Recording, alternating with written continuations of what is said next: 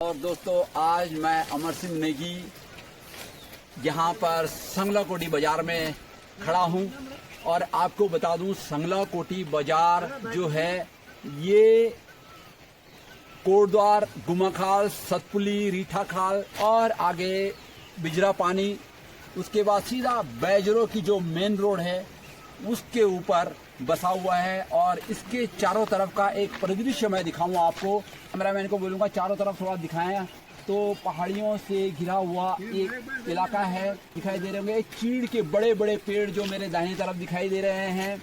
और ये यहाँ पर ब्लैक टॉप रोड है और इन पहाड़ियों के सुंदर बीच में जो बाजार है वो है संगला कोटी।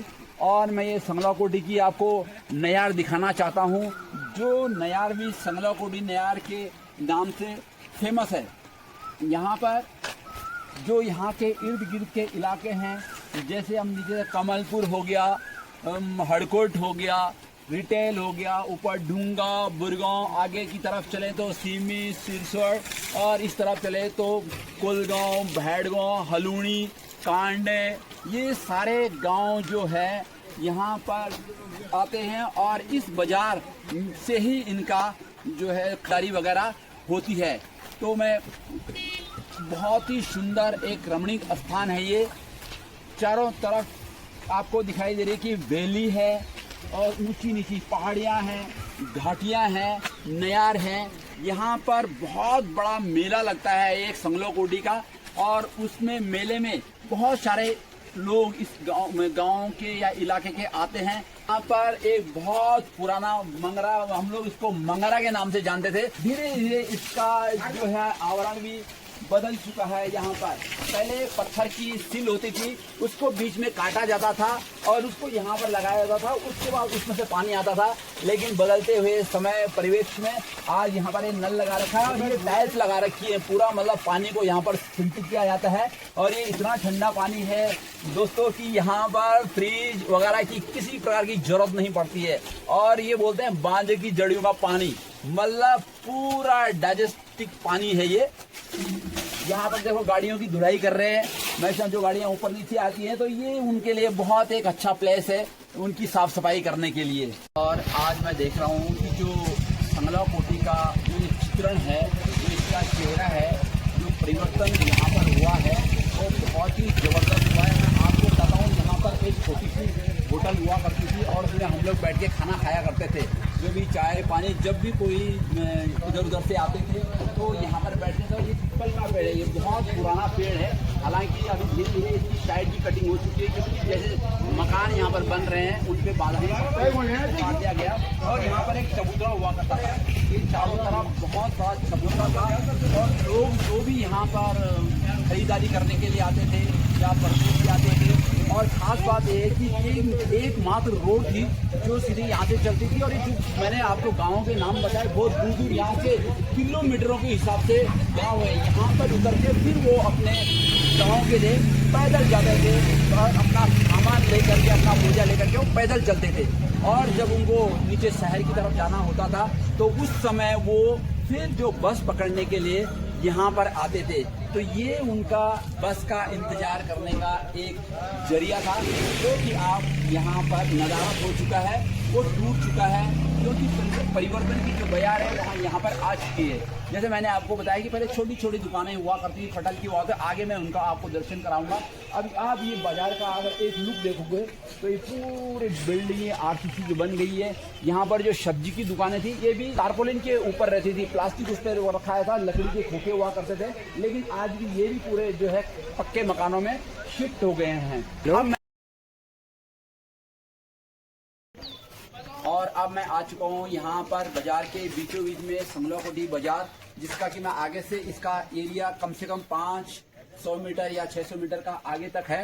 पहले ये बता रहा हूँ छोटा जो है बाजार हुआ करता था, लेकिन आप धीरे धीरे यहाँ पर जो है बिल्डिंगें नई बन गई हैं। और एक जो मेरी तरफ ये जो दाहिनी तरफ जो मकान दिखाई दे रहा है, जिसमें मैंने कहा पत्थर के सिल लगे हुए हैं और इसको हम लोग हमारी भाषा में नीमदरी बोलते हैं। जो एक दूसरी जगह जाने के लिए इसमें लकड़ी के खंभे लगे हुए हैं और पका नीचे कहीं कहीं पर मिट्टी का बना होता है, लेकिन आजकल उसे सीमेंट का बनाने लग गए हैं। ये पुरानी यादें ताजी करता है यहाँ पर। ये यहाँ से लेकर पूरी ये बिल्डिंग है, और अगर उसके बगल में मैं दिखाऊं आपको तो पूरी आरसीसी की बिल्डिंगें हैं जो यहाँ पर नई बनी हुई हैं, और इस बाजार का जो एक रौनक है उसको बढ़ाते हैं। लेकिन फिलहाल मैंने जैसे आपको बताया कि भीड़ भाड़ उतनी नहीं है। यहाँ पर देखो आप 2-4 आदमी आपको मिलेंगे, और आगे 4-6 आदमी जो है वहाँ से आते मिल जाएंगे। लेकिन एक जमाना था जब यहाँ पर लोगों को पाँव रखने के लिए जगह नहीं मिलती। कहने का मतलब है बहुत भीड़ भाड़ हुआ करती थी, दुकानें छोटी छोटी थी लेकिन अच्छी तरह से चलती थी। और आज जो है सारा सामान, सारी चीजें, छोटी से लेकर बड़ी चीज, एक बताओ मैं सुई से लेकर और सब्बल तक जो भी सामान है इस बाजार में मिलता है। यहाँ पर जो दुकानदार हैं हर चीज यहाँ पर रखते हैं, चाहे खाने पीने से हो, चाहे कपड़े लत्ते की दुकानें हो, चाहे फर्नीचरों की दुकानें हो, चाहे दवाई की दुकानें हो, या रोजमर्रा की जो हमारी आम आवश्यकताएं होती हैं वो यहाँ पर मिल जाती हैं। लेकिन फिर भी यहाँ पर आज जो भीड़ भाड़े, जो बिक्री पट्टा है वो धीरे धीरे कम होता जा रहा है, और अब शाम का समय होने लग गया है, धीरे धीरे दुकानें बंद हो रही हैं। और अब मैं यहाँ पर आ चुका हूँ, बिल्कुल ये एक दुकान है जिसमें रावत पनीर भंडार, आइसक्रीम और पार्लर। तो यहाँ पर ये देखो बोर्ड लगा हुआ है, इसका मतलब यहाँ पर पनीर, दही और जो सॉफ्ट ड्रिंक वगैरह ये सारी चीजें यहाँ पर उपलब्ध होती है। और ये जो पूरा संगलोकोटी मार्केट है, अध्यक्ष है श्री साबर सिंह रावत जी, मैं इनसे कुछ बाजार के बारे में कुछ जानने की कोशिश करूंगा। साबर सिंह पहले तो बहुत बहुत धन्यवाद आप जो ये बाजार अध्यक्ष हैं, और हमका नहीं मतलब पता नहीं कौन सा है ना। अब आप देखा कि बाजार में क्यों हम 77 पहले बाजार जाता हूँ, 77 है ना, छोटी छोटी दुकान जो समझ और परिवर्तन आ गया है ना। रोड कम्युनिकेशन बहुत अच्छा होगी, लेकिन फिर भी मैं आज पहले भीड़ कम लगनी चाहिए, वो कम लगनी, कोई कारण की वजह से। और हम दुकान के अंदर जा रहे हैं, ये इनकी दुकान है, यहाँ पर सब्जी वगैरह पूरी लगी हुई है, और मल्टीपर्पज दुकान है ये। एक जो एक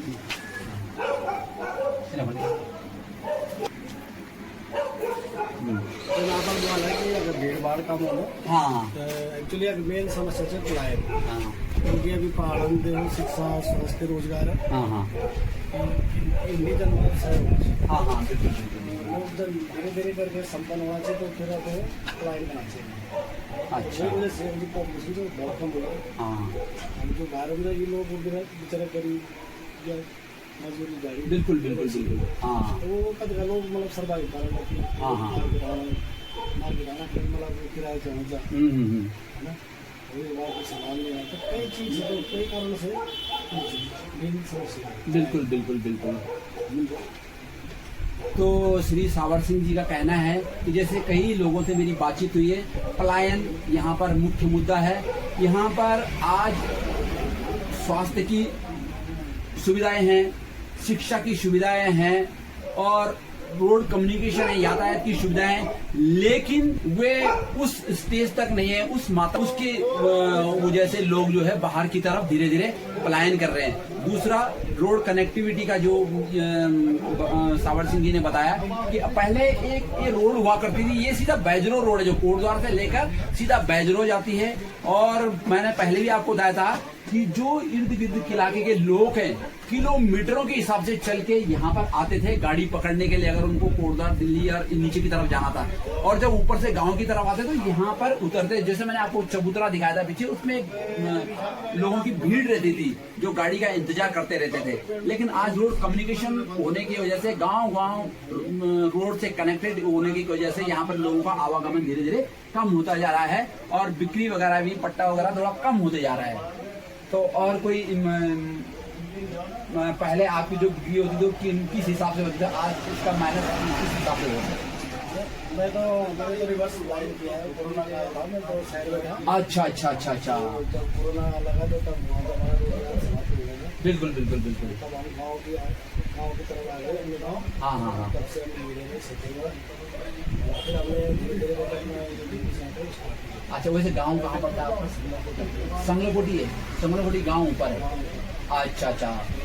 तो अभी हमने जो संगलकोटी का भ्रमण किया, जो इस बाज़ार का भ्रमण किया, और वहाँ से जो कई लोगों से हमारी बातचीत हुई, उनका कहना था कि भीड़ का कम होने का कारण है, सबसे पहला पलायन का कारण है, और दूसरा स्वास्थ्य संबंधी, शिक्षा संबंधी जो परेशानियां हैं। उन्होंने बताया कि अगर ये उचित मात्रा में यहाँ उचित व्यवस्था इसकी हो जाए तो यहाँ पर जो है पलायन रुक सकता है। आजकल जो है सुविधाएं तो काफ़ी मात्रा में हो चुकी है, लेकिन अभी ये उस लेवल तक नहीं पहुँची है जिसके कारण हम पलायन को रोक सके और लोगों को जो यहाँ से जा चुके हैं उनको वापस अपने गांव की तरफ पलायन करने के लिए तैयार कर सकें। तो हमें इस चीज़ के ऊपर ध्यान देने की आवश्यकता है। ये चीज़ें अगर प्रचुर मात्रा में हो गई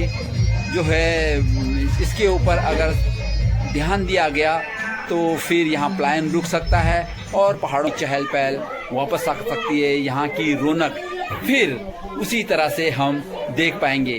तो फिर आज के लिए इतना ही। अगले ब्लॉग में फिर आपको मिलूंगा एक नई चीज़ लेकर। तब तक के लिए धन्यवाद, नमस्कार।